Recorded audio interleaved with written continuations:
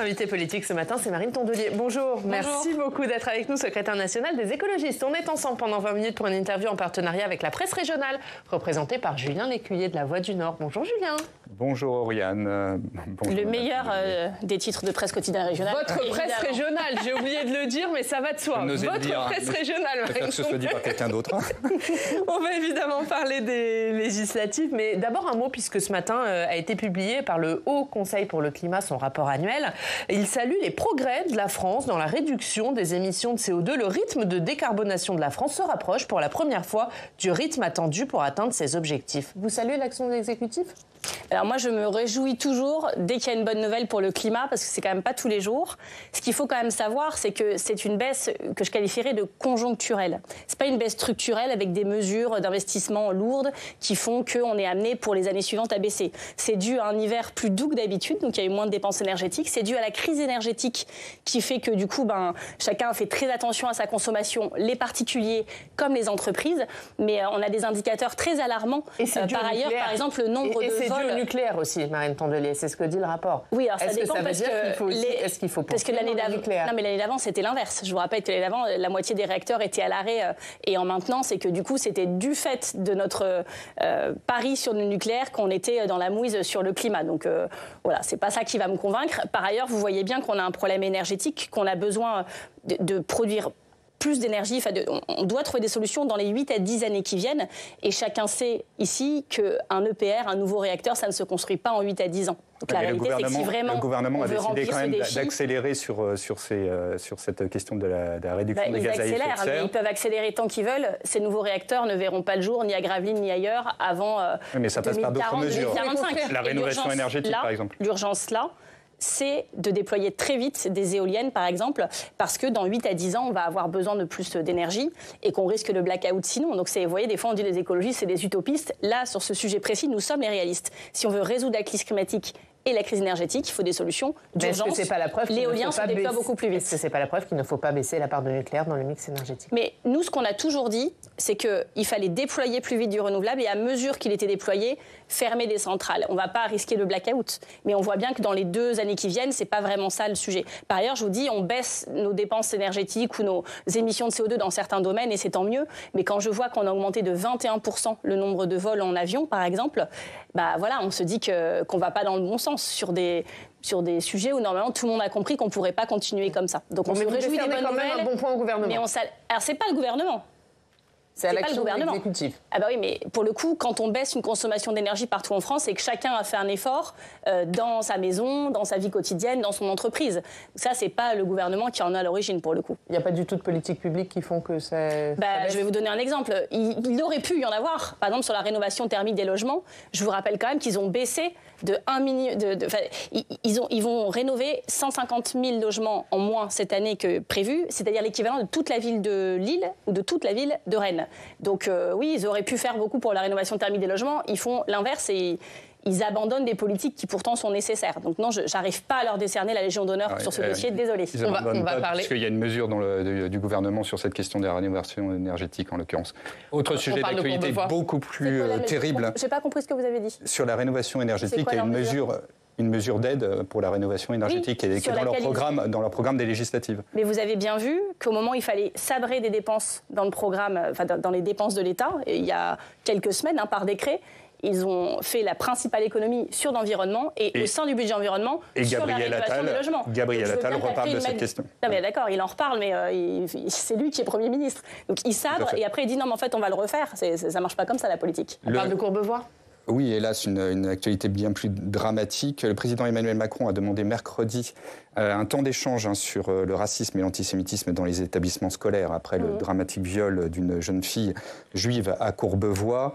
Est-ce que déjà vous le suivez sur cette initiative ? Est-ce qu'elle est nécessaire selon vous ? Et est-ce que vous craignez qu'elle ne soit utilisée par d'autres partis pour essayer d'attaquer encore une fois le Front populaire ? Alors déjà, je ne vois pas le rapport avec le Front populaire. Parce que certains, comme Marine Le Pen, estiment que le Front populaire, et en tout cas la France insoumise, par sa stigmatisation des Juifs, participe de cette atmosphère. Non, je ne pense pas qu'il y ait une stigmatisation des Juifs par la France Insoumise. Je ne pense pas qu'on puisse dire ça. On peut dire des choses, mais on ne peut pas dire ça. Le programme du Front Populaire, il est extrêmement clair sur le sujet. Mais vous voyez, il y a un problème dans ce pays, c'est que tous les drames sont instrumentalisés par la politique. Là, on parle d'un drame qui est innommable. Moi, j'ai lu le récit fait par certains journalistes. J'ai même pas de mots pour qualifier ce qui s'est passé. Et donc, l'antisémitisme est un fléau qu'il faut combattre partout et tout le temps. Et c'est ce que les écologistes s'emploient à faire. Ensuite, évidemment, le président de la République propose une mesure d'urgence, 1 heure de formation dans les écoles. Moi, je ne vais pas vous dire que c'est une mauvaise idée. Étant donné l'urgence de la situation, on voit bien une recrudescence aussi des délits, des crimes, des injures antisémites. C'est pas résiduel. Donc. C'est pas résiduel. C'est un sujet dont il faut s'occuper. Et puis, il y a des drames comme celui-là. Et puis, il y a un fond quand même très malsain dans le pays tout le temps sur ce sujet qu'on a peut-être minoré, qu'on n'a peut-être pas voulu regarder. Donc oui, il faut s'en occuper. Donc cette mesure d'urgence, d'accord, moi j'ai juste une interrogation sur comment vont faire les professeurs, comment ils vont être accompagnés là-dedans, parce que c'est pas forcément un sujet facile à aborder. Selon l'âge des élèves, selon comment la classe peut réagir. Et donc, je leur apporte tout mon soutien parce que je pense que c'est nécessaire de le faire, mais que ça ne va pas forcément être évident. Et puis, ça ne va pas suffire. Nous, dans le programme du Front Populaire, on a des mesures assez fortes, notamment d'une demande de commission d'enquête, parce qu'il faut comprendre comment on en est arrivé là. C'est-à-dire qu'il faut comprendre comment l'antisémitisme se répand dans le pays, parce que oui, il se répand dans le pays de manière insidieuse et aussi de manière très officielle, avec des conséquences très graves comme vu hier. Donc il faut aller chercher dans le bruit de fond médiatique, dans les réseaux sociaux, dans les prises de position des uns et des autres. Moi, je veux qu'on analyse très clairement, et vous voyez, par rapport à ce que vous disiez au début de votre question, on n'a pas de pudeur de gazelle sur ce sujet, il faut regarder. S'il y a des gens qui sont responsables, il faut le dire. S'il y a des choses qui vont dans le bon sens, il faut le dire. Mais y compris dans le nouveau Front Populaire. Le sujet très précisément, très sérieusement, et prendre les bonnes mesures. Et puis, parce que, pardon, Marine Tondelier, mais quand on parle d'antisémitisme résiduel, est-ce qu'on minimise pas ce qui est en train de se passer dans le pays? Ah, mais moi, je n'ai... Non, il y a... En fait, il y a de tout. C'est-à-dire qu'il y a un bruit de fond de personnes, d'ailleurs, qui, parfois, sont antisémites de manière très claire et très notable et très assumée.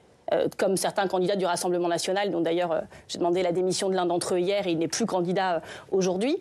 Et puis il y a un antisémitisme de fond un peu plus pernicieux, parfois par ignorance, parfois des gens qui mélangent tout. Et pas dans les rangs du nouveau Front Populaire. Comment ? Et pas dans les rangs du nouveau Front Populaire. Mais je pense que c'est un sujet national, pour le coup. Et que quand vous mettez 577 candidats en 4 jours... Voilà, mais très sincèrement, on a discuté beaucoup du sujet dans les discussions programmatiques. Parce qu'on l'a fait sérieusement, pas parce que ça posait problème, mais parce qu'on voulait le faire sérieusement et que quand vous mettez l'antisémitisme, il faut parler aussi de l'antiracisme, il faut parler aussi de l'islamophobie. On a eu des échanges vraiment très sérieux et très intéressants sur le sujet pour se dire comment on faisait. Et notre programme est ultra clair sur le sujet. Aujourd'hui, le Front Populaire n'a qu'une ligne sur le sujet. Tout le monde, parce que Bruno Retailleau, par exemple, ce matin, il dénonce la complicité de l'extrême gauche et de Jean-Luc Mélenchon. Non, mais celles et ceux qui s'écartent de la ligne du Front Populaire sur le sujet s'écartent du Front Populaire. J'ai rien de plus à vous dire sur le sujet. C'est pour le coup très clair. Et si tout le monde était aussi clair que moi dans ce pays, on n'en serait peut-être pas là. On va parler de votre programme. Si vous arrivez à Matignon, ce sera dans un contexte de finances publiques dégradées. On a vu hier la France qui a été épinglée par Bruxelles pour déficit excessif. Ce sera dans un contexte social, environnemental, écologique, économique, démocratique. On va commencer par parler des finances. Tout va être très affaibli, ça c'est sûr. À combien vous chiffrez ce programme ? Les travaux sont en cours, parce que vous voyez, par exemple, quand vous dites le dégel du point d'indice des fonctionnaires ou augmenter de 10 points le point d'indice des fonctionnaires, il y a plusieurs manières de le faire. Est-ce que vous faites tout d'un coup ? Est-ce que vous commencez par les catégories C ? Est-ce que vous faites en plusieurs fois pour tout le monde en même temps ? Ça, c'est pas acté.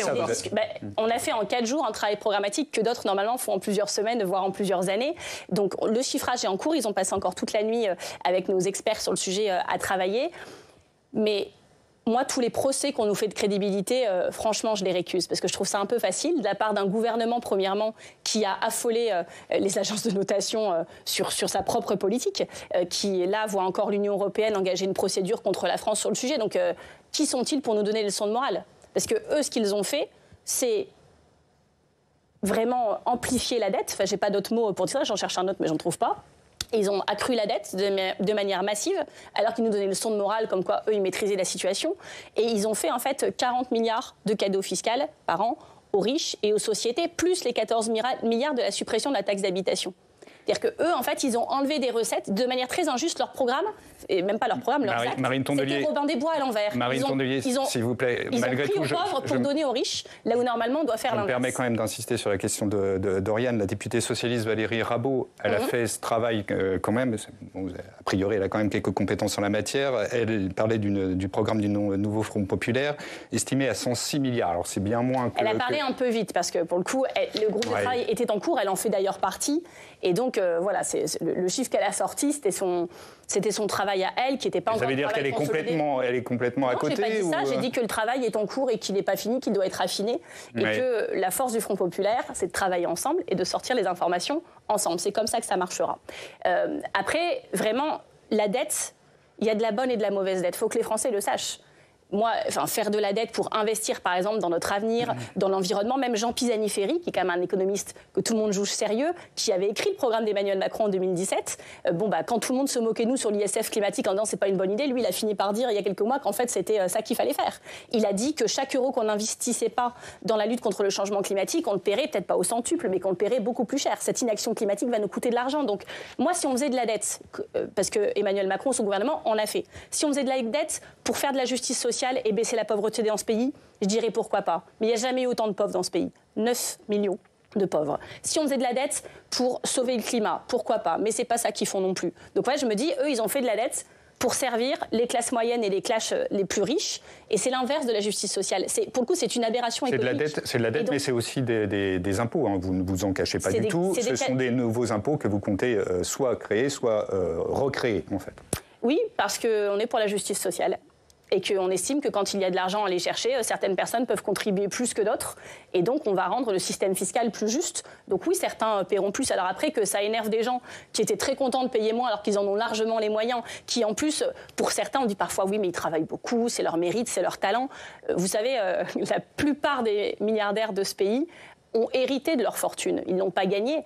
Moi, quand je vois des fortunes qui sont doublées, triplées, quadruplées sur un an parce qu'on fait des super profits à cause de la guerre en Ukraine ou grâce au Covid. Enfin, c'est des super profits qui n'ont rien à voir avec le talent, avec le mérite. Et donc, dans ces cas-là, il aurait été juste et même normal de taxer ces super profits pour pouvoir financer des politiques pour celles et ceux qui avaient été frappés de plein fouet par cette crise, qui n'arrivent plus à se nourrir, parce que c'est ça, 42% des Français sautent au moins un repas par semaine.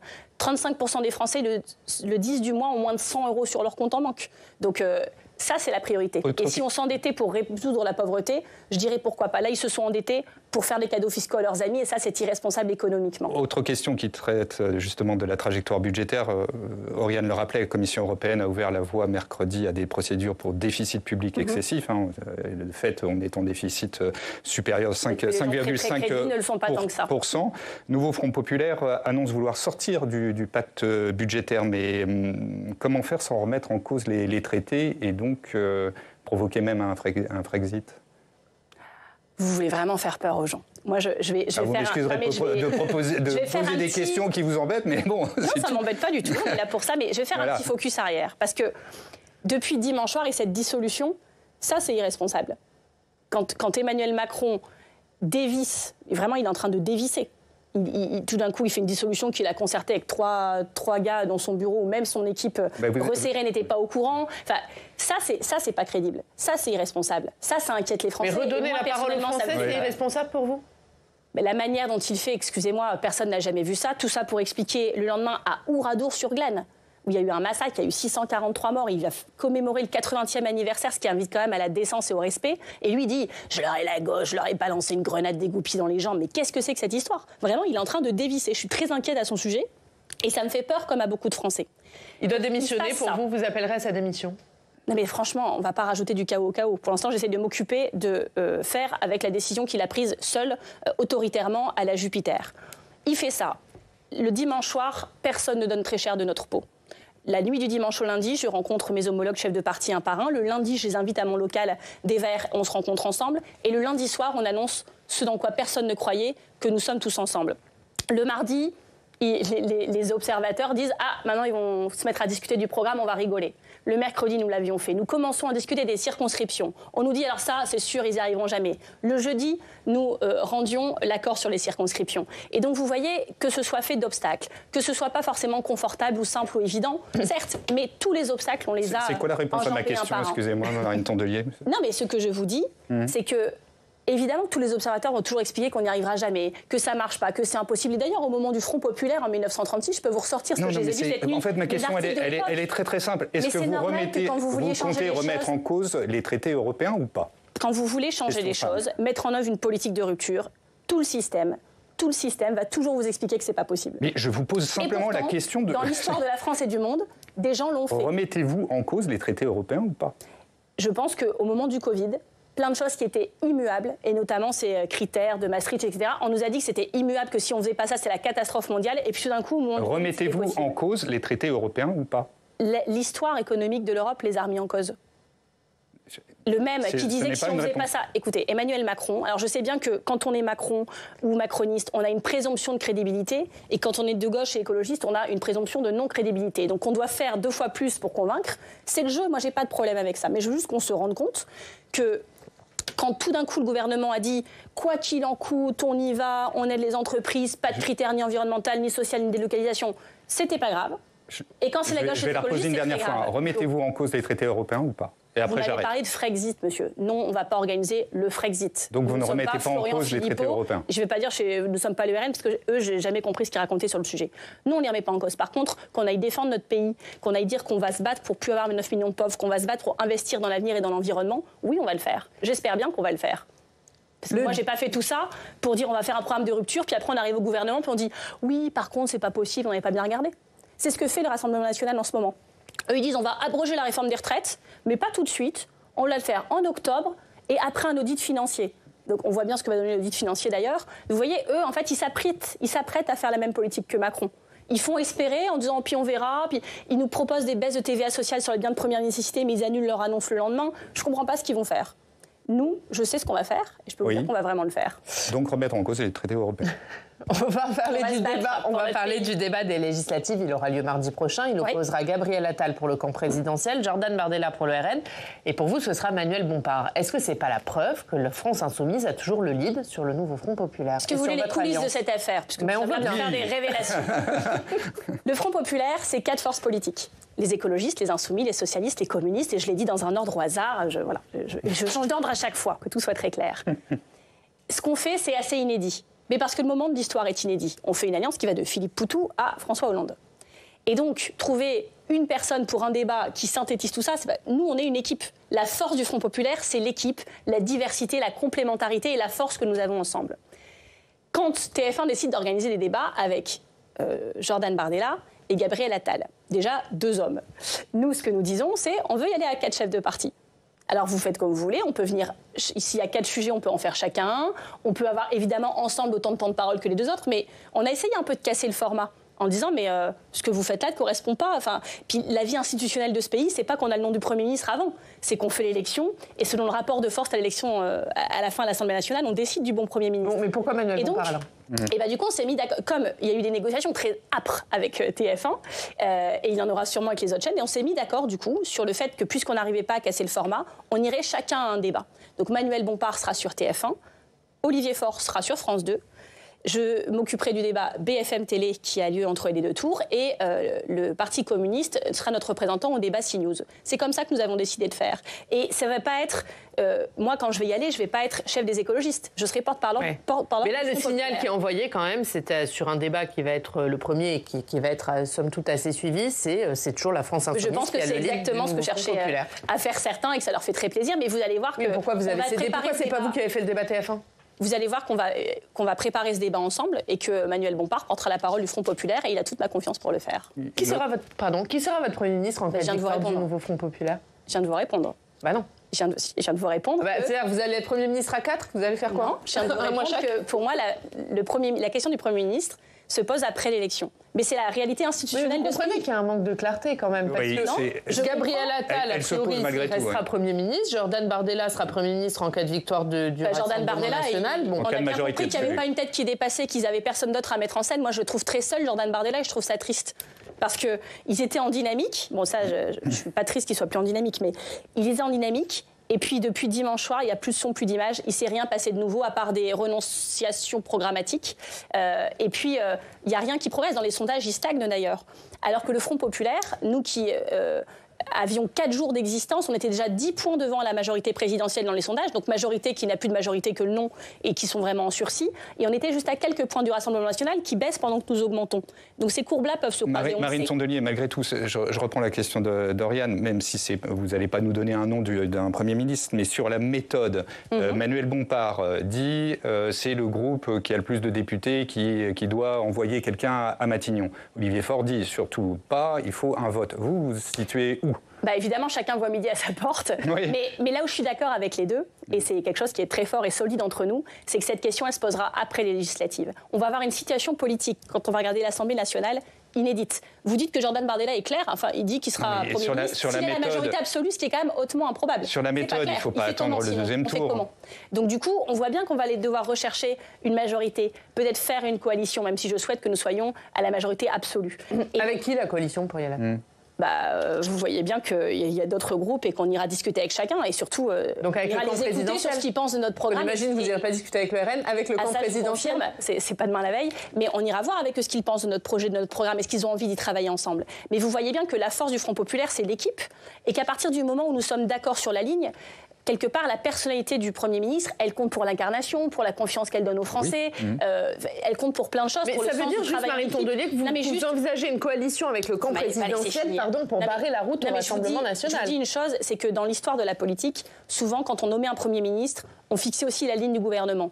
On commentait en disant, tiens, il a changé un tel par un tel, donc ça va être plus à droite, plus à gauche, c'est une rupture. Nous, la ligne, elle est fixée par le Front populaire. Donc la personnalité du Premier ministre va moins compter dans la ligne politique fixée. Elle comptera dans l'incarnation, dans la confiance que ça envoie, dans le signe de travail en équipe. Chef de la majorité, chef du gouvernement, c'est quand même pas anodin. Mais donc du coup, les critères qu'on va aller rechercher chez cette personne sont pour moi quelqu'un qui sait animer une majorité, quelqu'un qui sait tenir des rapports de force, quelqu'un qui saura travailler avec Emmanuel Macron, qui a quand même l'air, je vous l'ai dit tout à l'heure, d'avoir complètement dévissé, donc ça va pas la France insoumise. Il y a plein de personnalités dans chacun de nos partis qui racontent. Mais ça pourrait être la France insoumise.